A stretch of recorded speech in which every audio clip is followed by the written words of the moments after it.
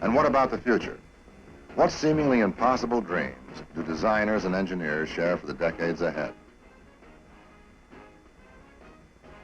Powerful laser beams, capable of drilling holes in diamonds and welding metals, are just one revolutionary tool for the future working man. Helicopters will be adapted for even more extensive use in construction.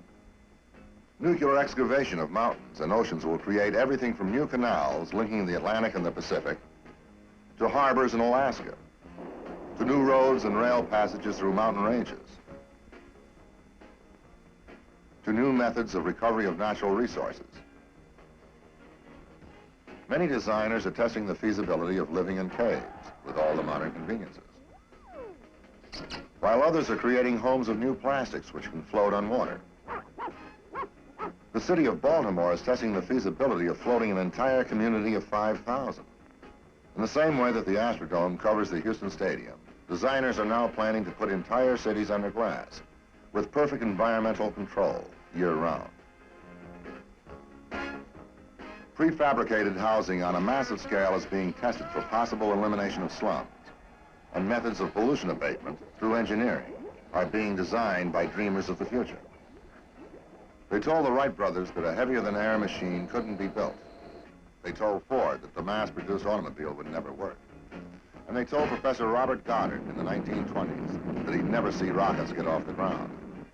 And today, some of the experts disagree with Arthur Clarke's contention that the next revolution in transportation will be what is called the ground effect machine, a vehicle that floats on air and can go anywhere in the world, over land or water.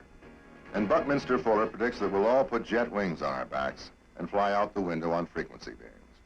You're going to see that aerospace industry converted into the development of a renting service industry where you see whole cities being delivered by air in one day. Just you see a whole fleet of ships of the sea coming into a harbor in a day. Coming in from the air is even easier as we really fly our highest capability. You see then buildings the size of the Empire State can be built horizontally in the aircraft plant. Otherwise, their environmental controls be produced in a controlled environment under most extraordinary advanced tooling. They have no human hands practically touch a thing, everything automated.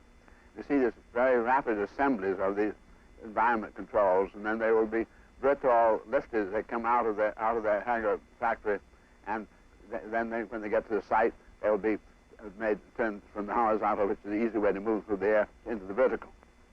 So this is what you're going to see, and you'll see this within 10 years from today.